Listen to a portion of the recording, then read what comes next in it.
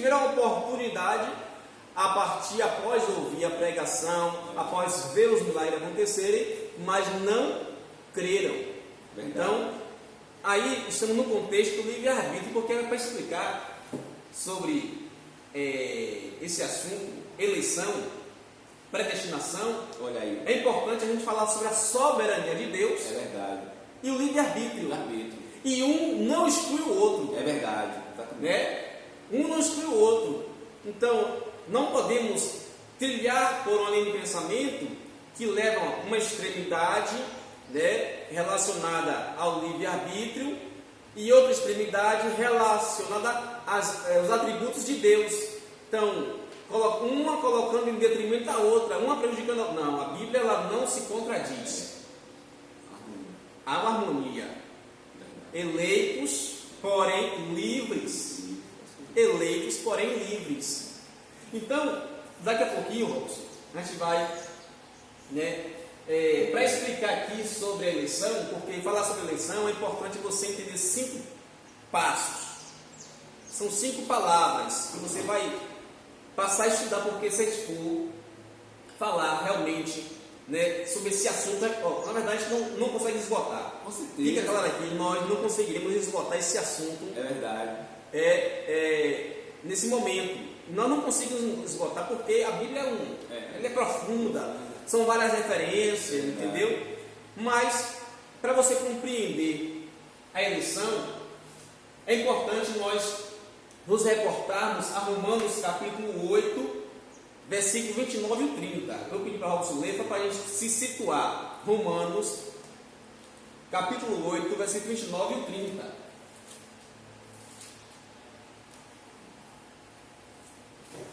Louvado seja Deus. 29 e 30. Porque os que dantes conheceu, também o predestinou, para seres conforme a imagem de seu Filho, a fim de que ele seja o primogênito entre muitos irmãos. E aos que predestinou, a este também chamou. E aos que chamou, a esse também justificou. E ao que justificou, a esse também glorificou. Amém. Até aí. A eleição é o conjunto dessas palavras. Mas o que é eleição? Talvez essa lição, como a gente já sabemos acerca desse assunto, que é delicadíssimo. Mas o que é a eleição? A eleição, ela é o conjunto dessas 5 palavras. Dantes conheceu, predestinou, chamou, justificou e glorificou.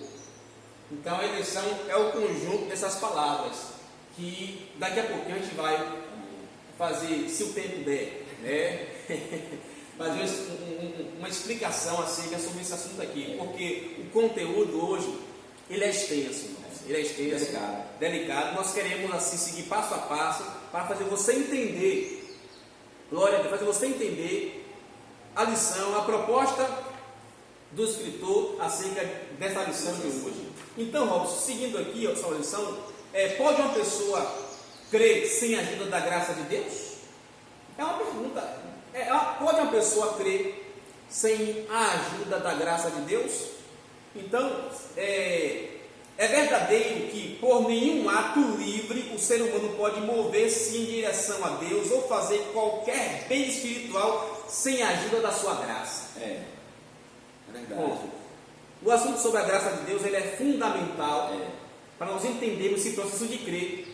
Nós falamos aqui que o crer é uma responsabilidade humana.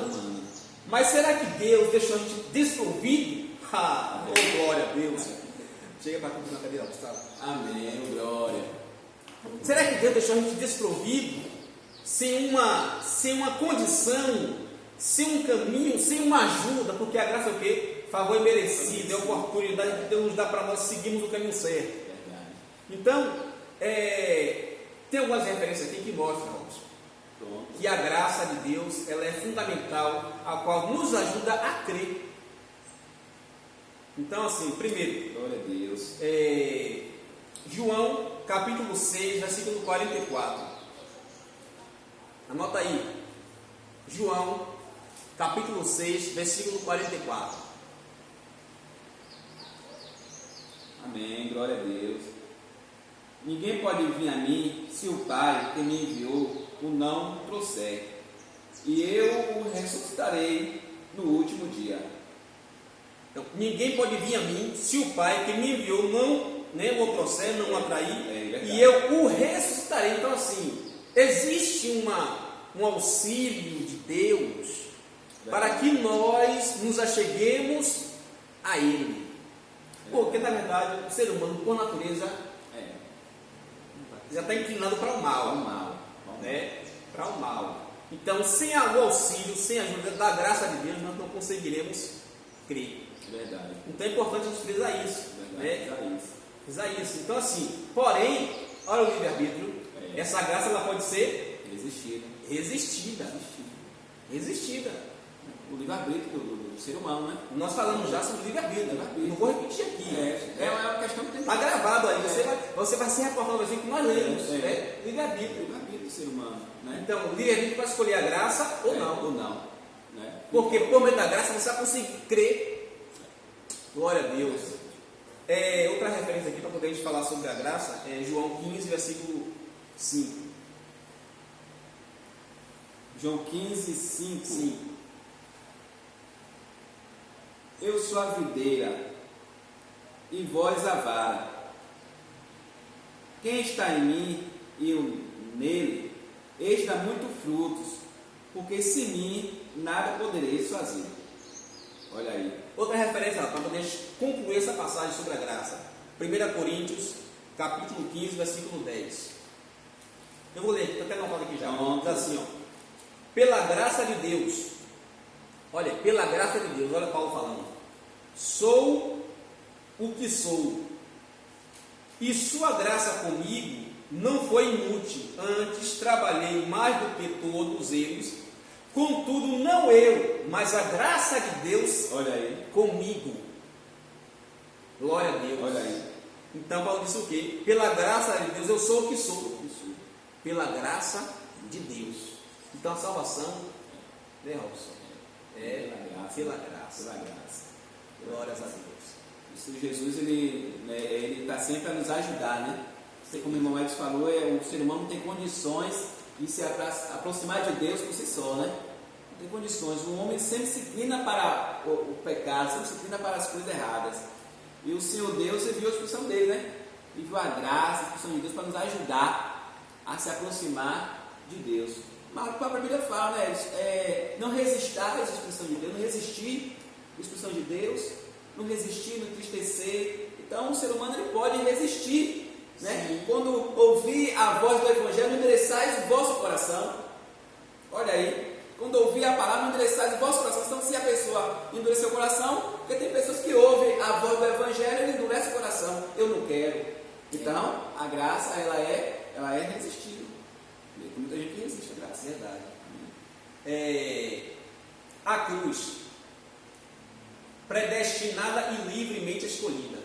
Olha aí. Esse aqui é um ponto principal que vai fazer a gente entender melhor ainda sobre a questão da predestinação. Olha aí. E a livre escolha. Atos dos Apóstolos. Anota aí. Procura na sua Bíblia aí. Atos capítulo 2, versículo 23. Achou? A este que vos foi entregue pelo determinado conselho e presciência de Deus, tomando-vos o crucificaste e matastes pela mão de injusto. Então, o escritor aí fala sobre a presciência de Deus relacionada ao que o Senhor Jesus haveria de passar. É verdade. Então, ele estava predestinado para ele ser morto pelas mãos dos homens e tal, entendeu? Só que há um versículo onde Jesus fala sobre a sua morte que nos deixa agora maravilhados. Evangelho de João, capítulo 10, versículo 17 e 18. Vamos ter um entendimento agora aqui acerca da predestinação e do livre-arbítrio. 10, Louvado seja 17 e Deus. 18. Por isso o Pai me ama, porque dou a minha vida para tornar a tomá-la.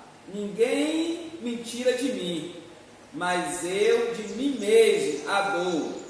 Tenho poder para dar e poder para tornar a tomá-la. Esse mandamento recebi de meu Pai. Oh, glória a Deus. Aleluia. Olha a questão. Aleluia. Glória a Ele Deus. estava predestinado à cruz. É verdade. Mas ele diz assim, ó, eu escolhi, meu pai me predestinou para morrer, para passar pelo processo, para ser entregue na mão dos homens. Só que não é simplesmente eles vão me matar, não. Eu escolhi, olha, eu escolhi da minha vida. Glória a Deus, olha o 100% como funcionando. Verdade. 100% como 100% Deus. Aleluia. Então, ele escolheu da sua própria vida. Então, vemos aí a cruz predestinada e livremente escolhida. É verdade. Glória a Deus. Nada poderia ser mais claro. Deus determinou a morte na cruz desde toda a eternidade. Todavia, Jesus entregou-se à morte livremente. No que diz respeito à Bíblia, não há nenhuma contradição entre a predestinação e a livre escolha dos homens. É verdade. Então, Robson, é importante a gente, porque assim, é importante a gente focar no que a Bíblia diz sobre o assunto. Com certeza. Não é do que ficarmos presos ao pensamento teológico, de A, de B, Isso.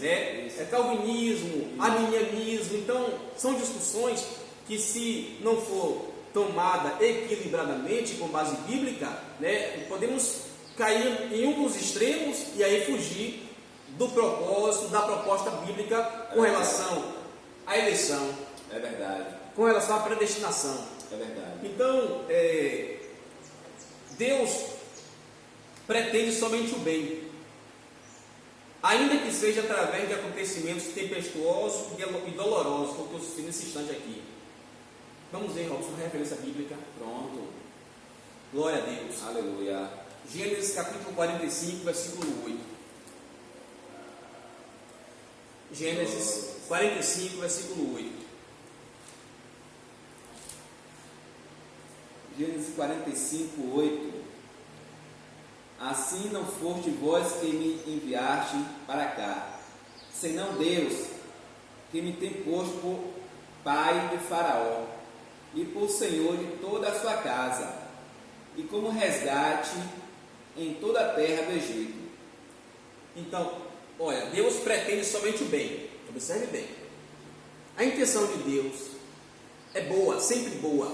E tudo que Deus fez É bom. é bom. Bom. Não está entendendo? Porém, ainda que seja através de acontecimentos tempestuosos. Então, assim, aí no capítulo 50, agora versículo 2, nós vamos entender agora esses dois versículos. Gênesis 50, versículo 2.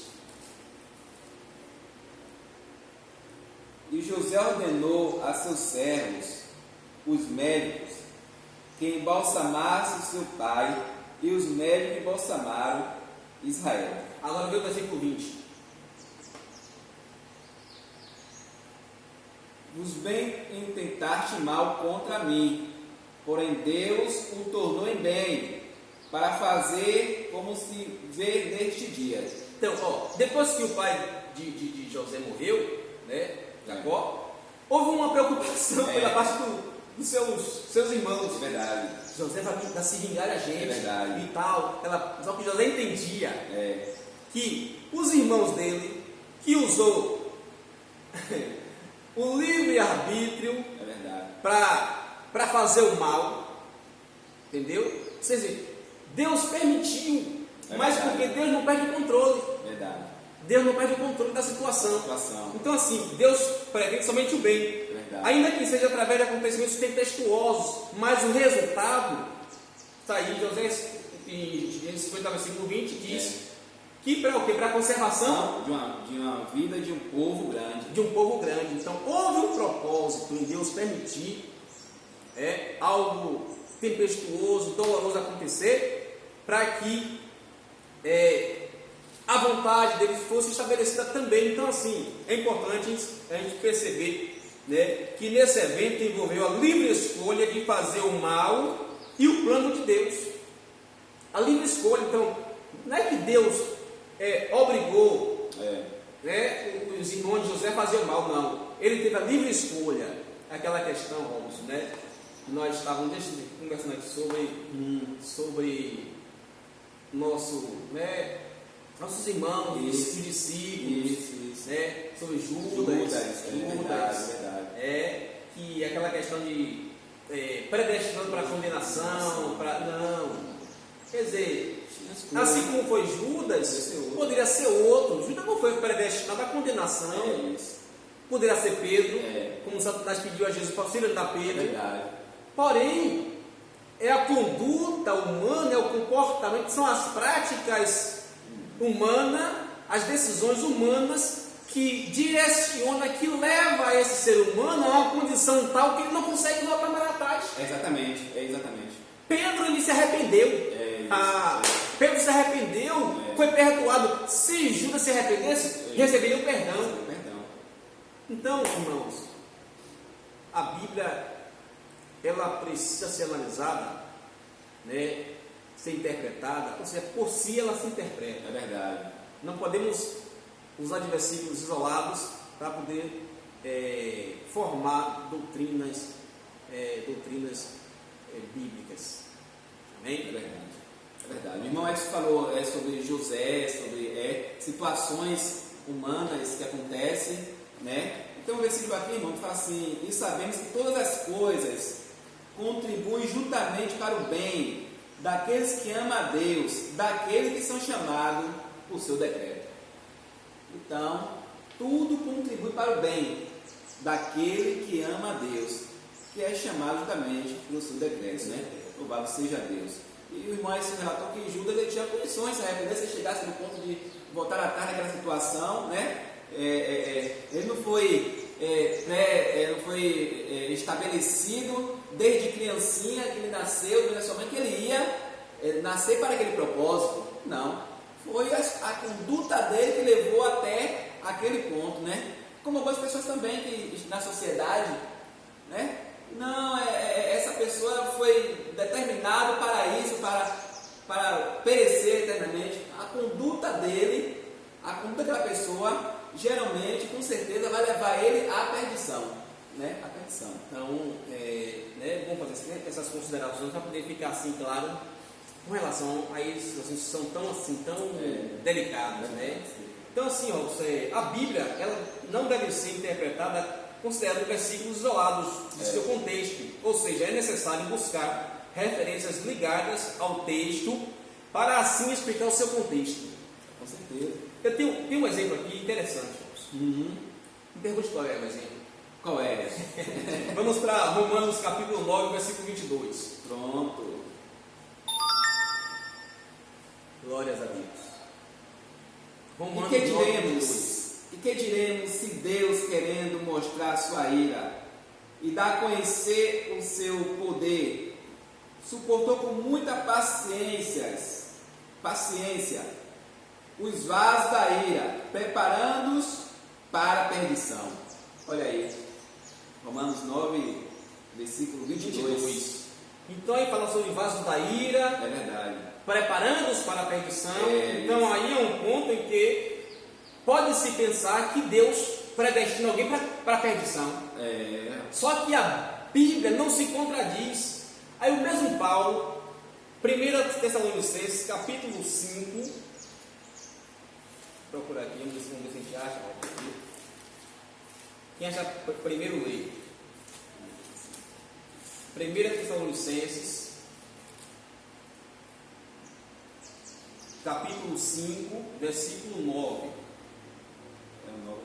É o 9, né? Porque Deus, observe bem, porque Deus não nos destinou para a ira, mas para a aquisição da salvação por nosso Senhor Jesus Cristo. E aí você me diz aí, tá bom, e lá em Romanos 9, 22, qual é o contexto que eu preciso me ater para entender essa passagem? Ele fala sobre vasos da ira. Então, irmãos, aleluia, o pensamento, a teologia do apóstolo Paulo não está desassociada dos acontecimentos do Antigo Testamento. Desde o princípio, por exemplo, um vaso da ira, ou seja, assim, um vaso que se comportou de tal forma que a ira de Deus, ela inevitavelmente, porque o que é a ira de Deus? O que é a ira de Deus? Que alguém pode pensar assim, mas Deus é um Deus santo, é um Deus de amor, mas como é que um Deus de amor pode se irar? Olha, a ira de Deus é uma reação automática, observe bem, porque Deus é santo, se é santo, então é uma reação automática contra o pecado. Exatamente. Então, Caim pecou, mas Caim teve a oportunidade de não praticar o pecado. Antes dele matar o seu irmão Abel, Deus falou com ele. Com certeza. Deus falou, olha Caim, cuidado, o pecado já é na porta. Com certeza. Então compete a você fazer o que é certo, o que é bem, o que é certo, o que é bom. Então ele tornou-se um vaso da ira. Tornou-se. Não é que Deus preparou ele, predestinou, ele tornou-se, como no caso de Judas. É verdade. Tornou-se. Como outros casos, por exemplo, mesmo, Saul. Olha aí. Saul teve a oportunidade, irmãos. Desobediência, né? Ele tem a oportunidade de ser um rei. Foi rei, na verdade. Deus, como diz aí, o versículo de Romanos fala que Deus o suportou. Valeu. Repete aí, Romanos 9, 22. Suportou com muita paciência os vasos da ira, preparados para a perdição. Suportou. Se eu não me engano, foi 40 anos que Saul ficou no reino. 40 anos. Deus suportou só 40 anos. Muita paciência. Muita paciência. Mas infelizmente, ele três vezes ele não disse amém. Primeiro, quando ele é escolhido, ele se esconde. Ele não disse amém para. Ele não disse amém para o chamado. Para o chamado, ele se escondeu. Depois ele desobedeceu em relação a esperar o profeta. Exatamente. Desobedeceu em relação a não matar o rei, né? Dos Amalequitas, né? O Agag. Então, ele falhou, mas ele tem a oportunidade de acertar. Glórias a Deus.